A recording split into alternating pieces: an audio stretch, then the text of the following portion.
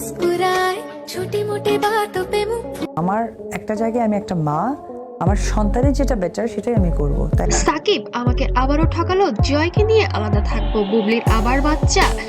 আজকের এই খবরটা শুনে অনেকেই চমকে যাবেন, আবার অনেকের চোখে জল চলে আসবে, কারণ এটা শুধু শোবিজের খবর নয়, এটা একজন মায়ের কষ্ট, একজন সন্তানের ভবিষ্যৎ আর একটি ভাঙনের গল্প। সাকিব খান যাকে নিয়ে কোটি ভক্তের ভালোবাসা, সেই সাকিবকে ঘিরেই আর আবারও ভয়ঙ্কর অভিযোগ। তাই না? হ্যাঁ, আমি স্কুলে মানে এক দুবার সাকিব আমাকে আবারও ঠকালো, আমি জয়কে নিয়ে আলাদা থাকবো, বুবলি আমার বাচ্চা হবে, সব জানার পর আমি ভেঙে পড়েছি। এই কথাগুলো কার কেনই বা এমন সিদ্ধান্ত? আর সবকিছু বিস্তারিত জানাবো এই ভিডিওতে, শেষ পর্যন্ত সঙ্গে থাকবেন। দর্শক, সাকিব খান ও অপু বিশ্বাস এই নাম দুটি একসময় ছিল স্বপ্নের সংসার, সন্তান জয়কে নিয়ে ছিল এক সুন্দর পরিবার।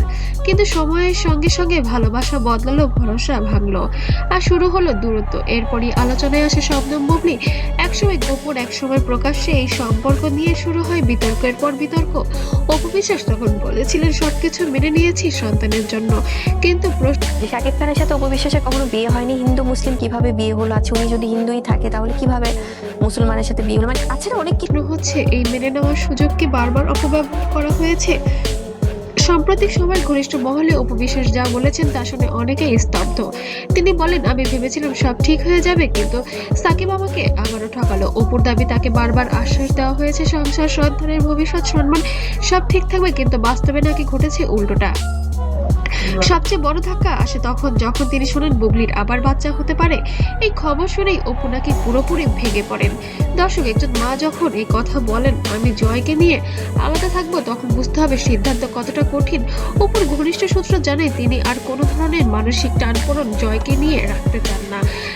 তার ভাষায়, আমার ছেলের প্রতি শান্তি সবচেয়ে গুরুত্বপূর্ণ, আমি আর প্রতারণা সহ্য করতে পারছি না। এই সিদ্ধান্তকে নাকি পরিবারের অনেকেই অবাক করে, অনেকে কেঁদেছেন, অনেকের বোঝানোর চেষ্টা করেছেন, কিন্তু অপু নাকি একেবারেই অনড়।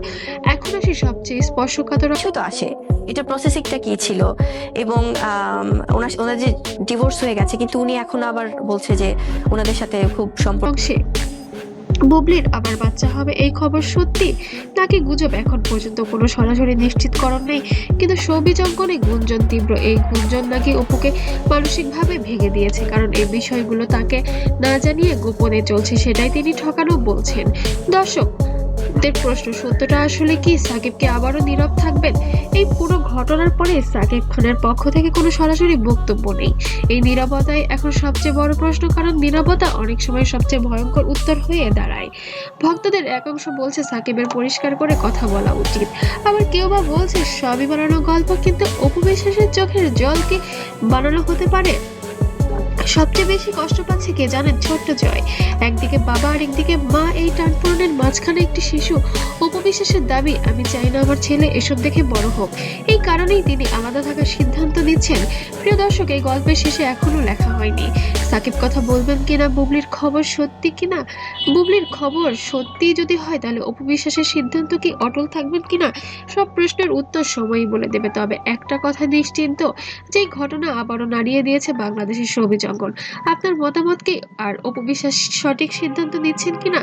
সাকিবের কি এখন মুখ খোলা উচিত? কমেন্টে জানাবেন। ভিডিওটি ভালো লাগলে অবশ্যই লাইক দিয়ে শেয়ার করুন, আর এমন আপডেট পেতে সাবস্ক্রাইব করতে যেন ভুলবেন না।